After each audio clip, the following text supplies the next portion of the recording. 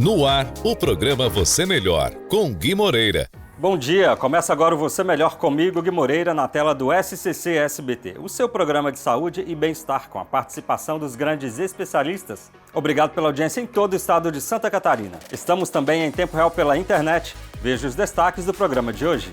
Cirurgia de prótese no joelho. O procedimento é indicado para quem sofre com artrose e dor intensa sem melhora com outros tratamentos. Entenda mais com o médico ortopedista Dr. Rodrigo Schweda Bier, cirurgião de joelhos.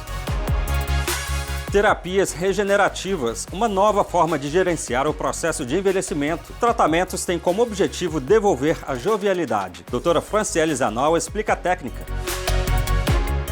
Dor, inchaço, sensibilidade ao toque são indícios da doença conhecida como lipedema. Esses sintomas têm tratamento. Assunto da coluna da cirurgiã vascular doutora Mariana Silva. O que fazer quando um plano de saúde nega a cobertura de um exame, tratamento ou um medicamento? Quem responde pra gente é a advogada especialista em Direito da Saúde, Maitê Pinheiro Machado. Embora segura e eficaz, a depilação a laser pode causar efeitos colaterais como queimaduras. Por isso, é importante ter alguns cuidados ao fazer o procedimento. Quem orienta é a especialista em depilação a laser, Jéssica Vieira. Higiene do sono. Confira as dicas para vencer a insônia e dormir melhor com a médica psiquiatra doutora Jéssica Farto. Saiba como uma boa alimentação pode ajudar na prevenção e no tratamento da doença diverticular com a coloproctologista doutora Elis Ribeiro. Conheça os principais mitos sobre a reposição hormonal feminina com o médico de emagrecimento e qualidade de vida Dr. Tauan Santos. Tire suas dúvidas sobre o balão gástrico para emagrecer com o médico endoscopista bariátrico e gastro Dr. Túlio Medeiros. Implante mamário. Aprenda como escolher a prótese de silicone com o cirurgião plástico Dr. Fábio Otero. Tudo isso e muito mais agora no Você Melhor na tela do SCC SBT.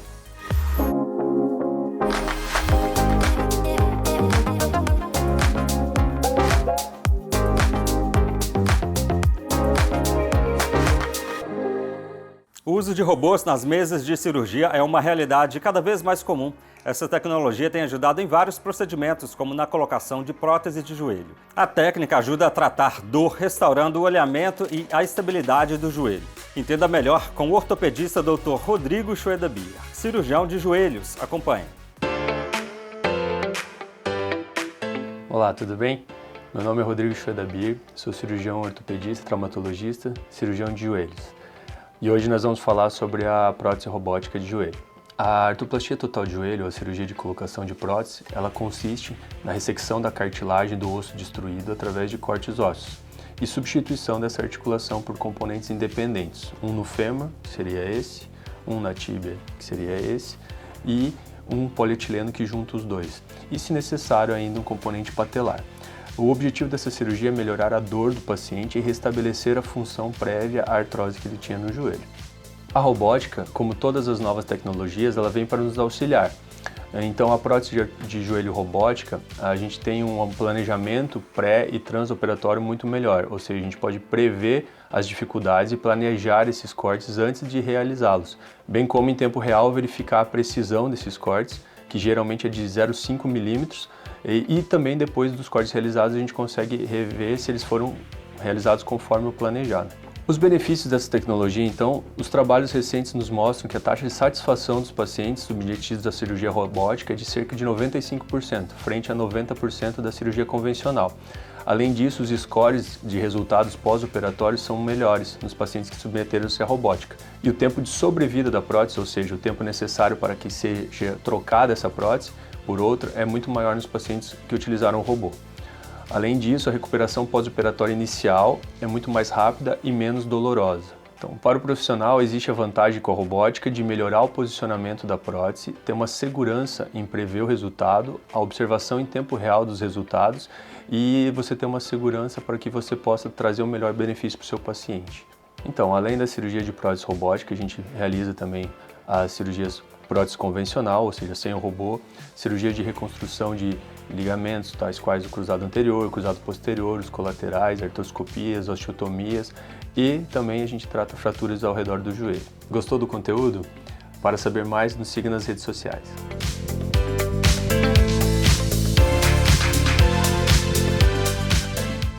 rejuvenescimento facial, tratamento de melasma, de quadros de acne, cicatrizes e até mesmo diversas questões relacionadas à queda capilar.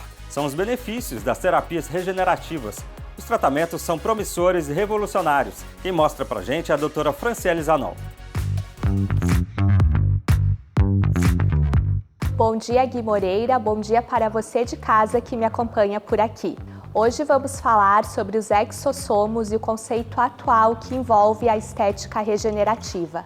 As terapias regenerativas representam uma nova forma de gerenciar o processo de envelhecimento. Envolvem tratamentos que têm a capacidade de agir a nível de DNA celular, restaurando a função das células e devolvendo juventude à nossa pele. Fazem parte das terapias regenerativas, entre outros tratamentos, os exossomos, que correspondem a vesículas extracelulares produzidas por células-tronco e que atuam como transportadoras de informação genética e proteínas às células, atuando como mensageiros e sinalizadores. E qual é o papel dos exossomos no controle do processo de envelhecimento? Os benefícios dizem respeito à capacidade regenerativa que os exossomos apresentam, tornando a comunicação entre as células mais eficiente e competente. Na prática, isso quer dizer que teremos mais células produtoras de colágeno e outros componentes que formam a pele, sendo ativadas e funcionando como quando eram jovens. Ao melhorar o material genético, rejuvenescemos nossas células. Podemos utilizar os exossomos em tratamentos de rejuvenescimento, melasma, rosácea, quadros de acne, cicatrizes, e até mesmo na tricologia, tratando diversas questões relacionadas à queda capilar. São tratamentos promissores e revolucionários e representam uma nova era na saúde estética, com resultados efetivos e, acima de tudo, visando a naturalidade. Por hoje eu fico por aqui. Um abraço e até o nosso próximo encontro.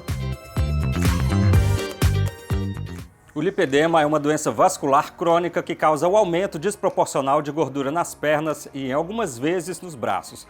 Uma cirurgia é capaz de melhorar os sintomas, como dor, inchaço, sensibilidade ao toque e, especialmente, melhora da mobilidade das pacientes. A especialista em lipedema, a médica cirurgiã vascular, doutora Mariana Silva, explica como funciona a técnica. Confira. Bom dia, Gui Moreira. Bom dia para você em casa, mais uma vez aqui comigo. Hoje nós vamos falar sobre o tratamento cirúrgico do lipedema. A cirurgia de redução do lipedema tem finalidade funcional, ou seja, o objetivo da cirurgia é melhorar sintomas como dor, inchaço, sensibilidade da gordura ao toque e especialmente melhora da mobilidade das pacientes. Na cirurgia do lipedema é realizada uma lipoaspiração dos membros inferiores em sua totalidade, desde os tornozelos até o quadril e em 360 graus. Para isso, são feitas diversas incisões, que são microcortes, para a entrada das cânulas de lipoaspiração, fazendo com que possamos alcançar todas as áreas a serem lipoaspiradas com maior segurança. Para a proteção de estruturas importantes das pernas, como os vasos linfáticos, venosos, artérias e nervos, antes da lipoaspiração, injetamos uma grande quantidade de soro fisiológico, no qual diluímos substâncias para diminuir o sangramento, formação de hematomas, anestésicos para melhor controle da dor do pós-operatório e também anti-inflamatórios para diminuição da inflamação local pós-cirúrgica. Nessa cirurgia, grandes volumes de gordura são aspirados com a finalidade de remover o máximo de células de gordura doentes, respeitando sempre os limites de segurança preconizados. Ponto importante da cirurgia é a associação com tecnologias, que vão melhorar a flacidez e estimular a produção de colágeno da pele. Mas sobre isso falaremos num próximo vídeo. Pós-operatório dessa cirurgia também é diferente de uma lipoaspiração estética convencional. As incisões ficam abertas para que todo aquele volume de soro que colocamos na cirurgia seja ordenhado. As pernas ficarão enfaixadas com curativos multicamadas enquanto estiverem no processo de ordenho. Por volta do 10º dia, as incisões fecham e evoluímos então para a meia elástica de alta compressão, que será usada por torno de 90 dias. Por hoje eu fico aqui, um grande abraço e até o nosso próximo encontro. Tratamentos oncológicos e medicamentosos negados por planos de saúde, além de exames e cirurgias, são apenas alguns dos benefícios que os usuários têm direito nas coberturas, mas que são negados quando eles mais precisam. Por isso é importante procurar a orientação de um especialista. É o que recomenda a advogada e especialista em Direito da Saúde, doutora Maitê Pinheiro Machado. Olá, eu estou aqui com a Maitê Pinheiro Machado. Ela é advogada especialista em Direito da Saúde e o tema abordado será a negativa de cobertura pelos planos de saúde em tratamentos oncológicos. Maitê, seja muito bem-vinda ao Você Melhor. Muito obrigada, Tarsila, é um prazer estar aqui. E para começar, explica para o pessoal por que os planos de saúde fazem essas negativas de cobertura. Olha, Tarsila, essa é uma pergunta muito interessante, porque não existe uma regra, né? O que nós vemos na prática é que, em se tratando de tratamentos oncológicos, normalmente a negativa está atrelada ao custo, né? Porque são tratamentos que têm um custo elevado, seja exame, cirurgia ou até mesmo a própria quimioterapia. E quais os tipos de casos ocorrem mais negativas? Novamente, não existe uma regra, né? Vai depender da individualidade de cada pessoa e do tratamento prescrito. O que a gente vê às vezes é que tratamentos simples são negados para uns, cobertos para outros, então realmente vai depender de cada operadora. O que a gente precisa ter em mente é que, em caso de negativa, o beneficiário tem direito a, no prazo de 24 horas, obter essa negativa por escrito. Maitê, e as empresas podem fazer isso? O que nós observamos é que normalmente as negativas estão atreladas a 3 justificativas: ausência de previsão no rol da ANS, ausência de previsão na DUT da ANS, que é a diretriz de utilização, e para aqueles tratamentos considerados off-label, que são aqueles tratamentos que o médico prescreve, mas não consta na bula específica daquele medicamento. Essas justificativas, o judiciário vem entendendo que, havendo a prescrição médica e o tratamento tendo base em evidência científica, o plano de saúde ele deve sim fazer o custeio. Isso porque, Tarsila, em 2022 nós tivemos uma alteração importantíssima na lei de planos de saúde, em que, havendo a prescrição médica e essa prescrição sendo baseada em evidência científica, o plano de saúde deve fazer o custeio. E o que o consumidor deve fazer nesse caso? Primeiramente, deve procurar um advogado especialista em plano de saúde para analisar o seu caso.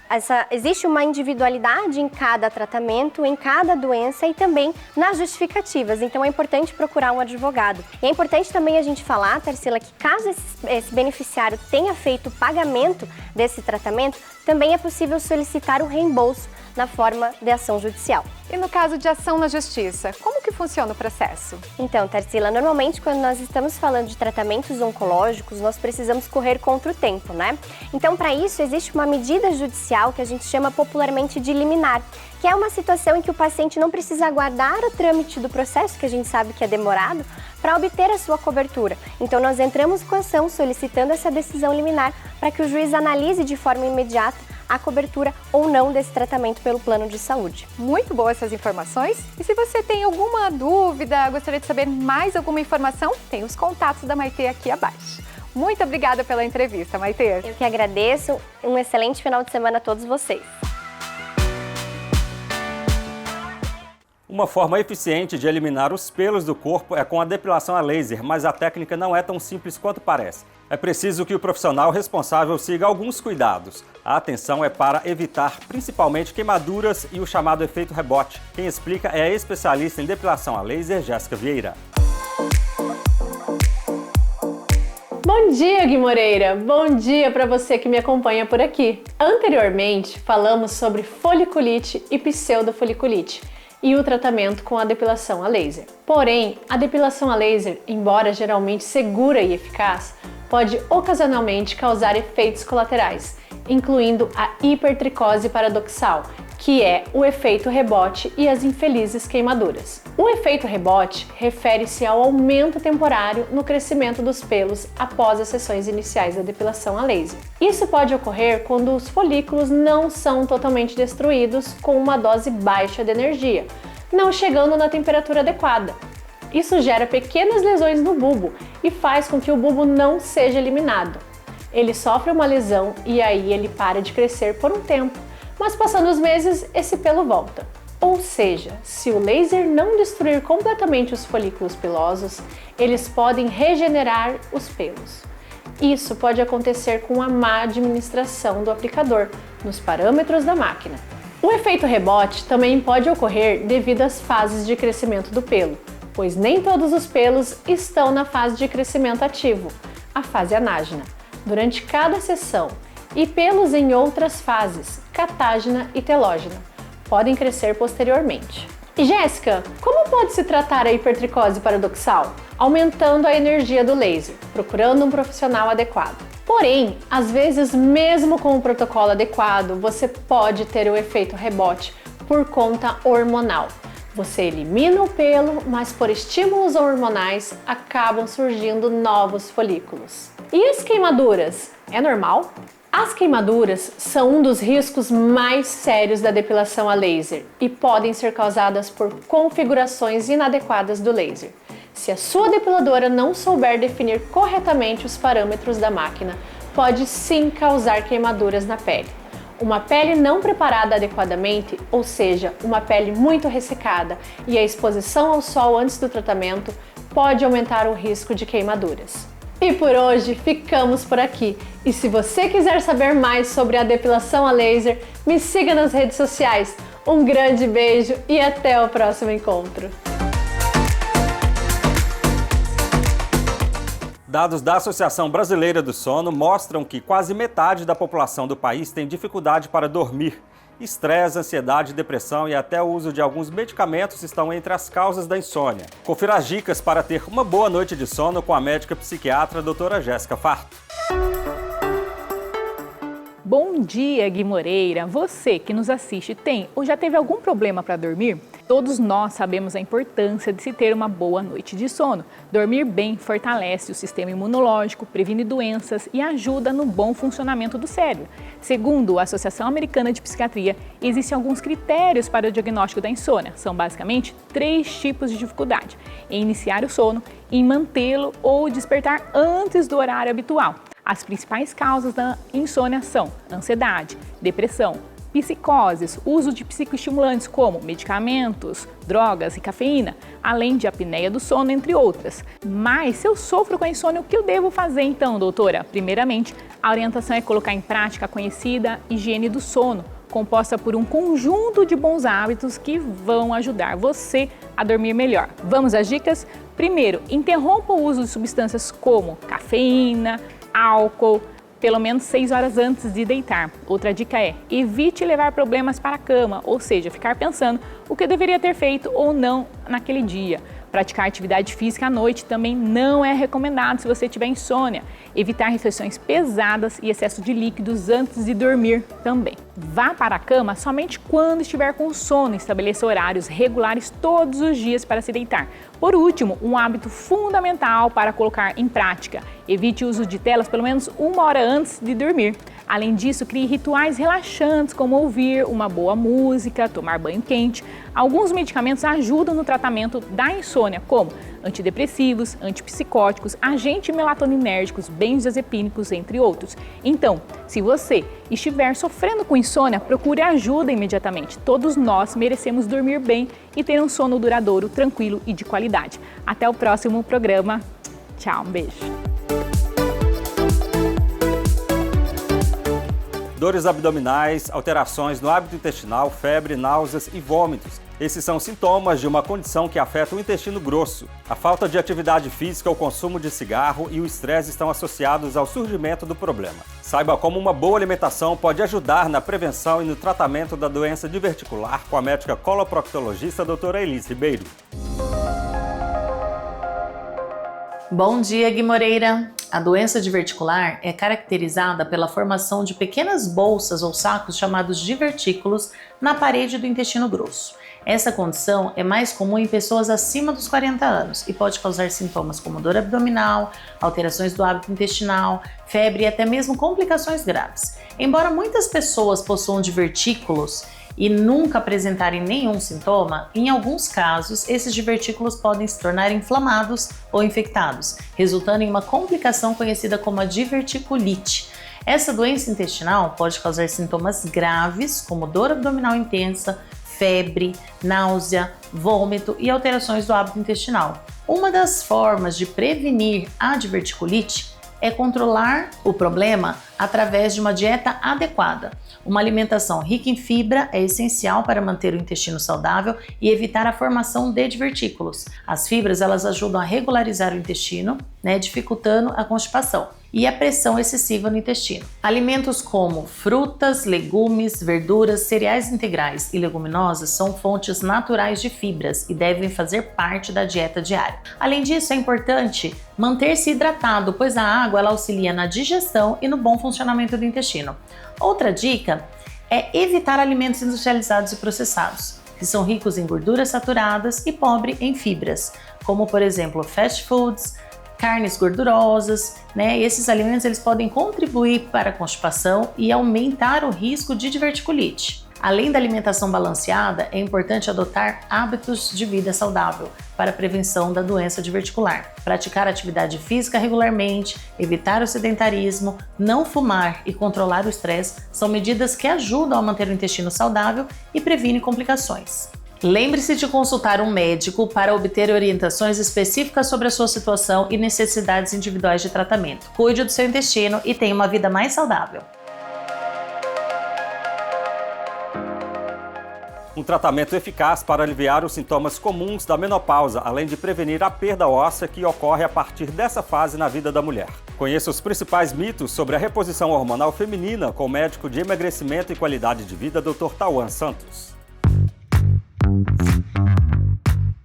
Olá, Gui, pessoal que está em casa. Hoje estamos recebendo o Dr. Tauan. Muito obrigada pela sua presença aqui, doutor. Eu que agradeço, muito obrigado pelo convite para a gente quebrar um pouquinho dos mitos sobre reposição hormonal feminina. Tem muita coisa que tá no disse-me-disse, castelo de areia serão quebrados, eu tenho certeza absoluta. Doutor, o que é a terapia de reposição hormonal? Terapia de reposição hormonal nada mais é da gente devolver para o corpo aquilo que ele não produz mais. Principalmente nas mulheres, quando chega ali por volta dos 45, 46 anos, que é a média da mulher brasileira, ela chega na menopausa. E menopausa, acabou o hormônio. Se a gente não repõe, a mulher não consegue produzir mais. E aí acontece várias doenças, vários problemas, como calorão, falta de libido, osteoporose, esquecimento, demência, várias questões que podem sim ser evitadas se a gente fizer a reposição hormonal e devolver única e exclusivamente aquilo que seu corpo precisa para funcionar na melhor versão.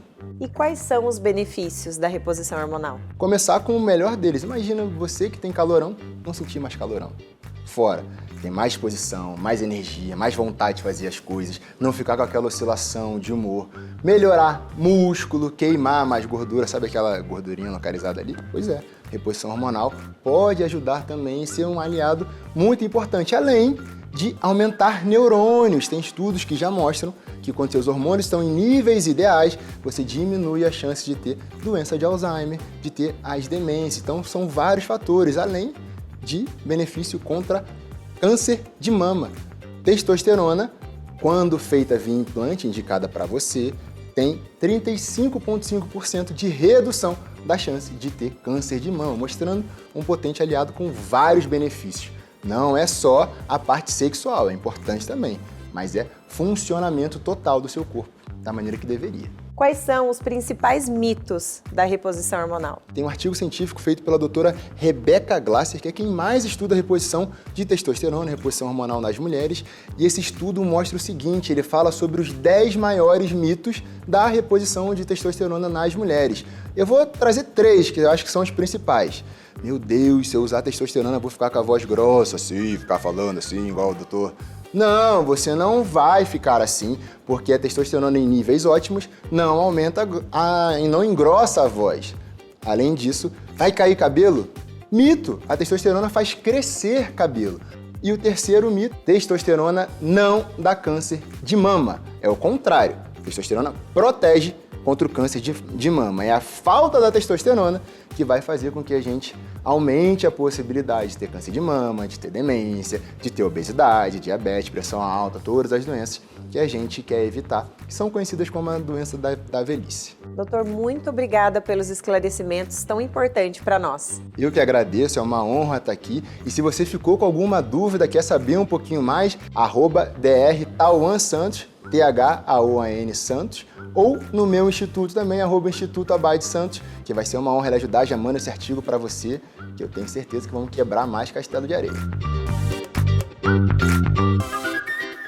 Você sabe como funciona o dispositivo médico capaz de auxiliar no emagrecimento sem a necessidade de corte ou cirurgia? O tratamento é eficiente no processo de perda de peso e reeducação alimentar. Tire suas dúvidas sobre o balão gástrico com o médico endoscopista, bariátrico e gastro, Dr. Túlio Medeiros. Bom dia, Gui Moreira. Uma honra poder ser um dos médicos colunistas e poder contribuir para o programa. Na coluna de hoje vamos falar sobre os balões gástricos, como eles funcionam e seus tipos. O balão gástrico é um dispositivo médico endoscópico temporário sem necessidade de cortes ou cirurgias e que tem como principal indicação o combate ao sobrepeso e à obesidade. A obesidade é uma doença crônica progressiva sem uma cura definitiva e que precisa ser controlada para se evitar danos aos demais sistemas do organismo. E o balão é uma prótese de silicone, habitualmente preenchido com 500 a 700 ml de soro fisiológico. Ele age ocupando espaço e fazendo peso dentro do estômago, restringindo assim o reservatório que fica reservado para receber a comida. Os pacientes comem menos dessa forma, se saciam mais precocemente, facilitando o engajamento no plano alimentar prescrito pela nutricionista. O balão também promove uma distensão nas paredes do estômago, promovendo uma ação hormonal e neural de enviar informação ao cérebro que não há necessidade de comer mais porque a área reservada para a comida já está preenchida. Como consequência desses mecanismos, os pacientes perdem em média de 10 a 20% do peso corporal total. Atualmente nós temos 3 tipos de balões, temos o balão ajustável de 12 meses, o balão em cápsula que fica 4 meses e o balão de volume fixo que pode ser de 6 ou 12 meses. Fico à disposição, forte abraço e até a próxima participação. A cirurgia plástica de implante mamário, também chamada de mamoplastia, é indicada para aumentar o tamanho e a projeção das mamas. A técnica melhora o equilíbrio corporal e aumenta a autoestima das mulheres. Mas qual o tamanho ideal para o implante? Aprenda como escolher a prótese de silicone com o cirurgião plástico Dr. Fábio Otero. Bom dia, Gui. Bom dia, pessoal. Hoje o nosso tema importante e muito procurado aqui no consultório é sobre prótese de mama. Prótese de mama talvez seja a cirurgia mais efetuada, mais realizada nos hospitais em todo o Brasil. A grande vantagem da prótese de mama é deixar uma mama mais projetada, um contorno mais arredondado, uma mama mais bonita. A grande pergunta que eu recebo também é: doutor, qual é o tipo de prótese certa para a minha mama?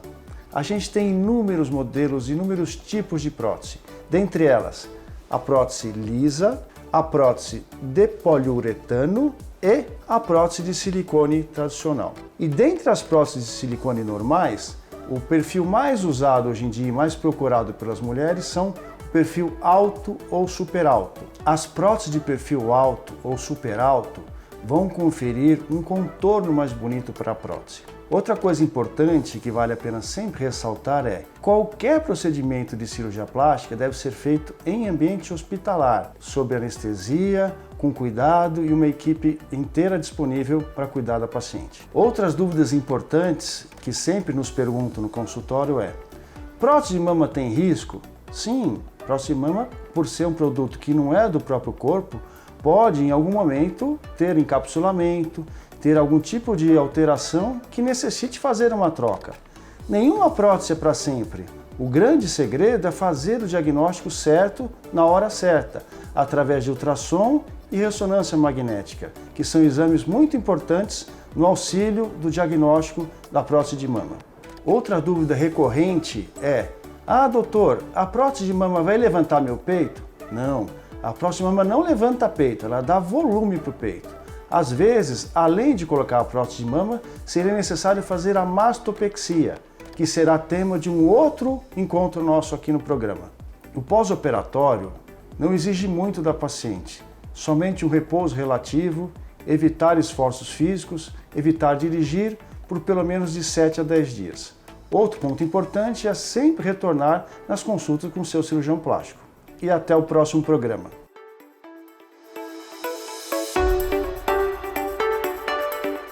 O Você Melhor SC de hoje vai ficando por aqui.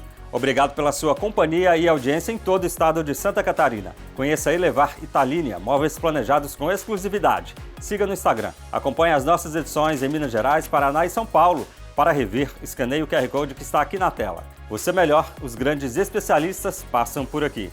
Ótimo fim de semana, nos vemos no próximo domingo aqui na tela do SCC SBT. Até lá!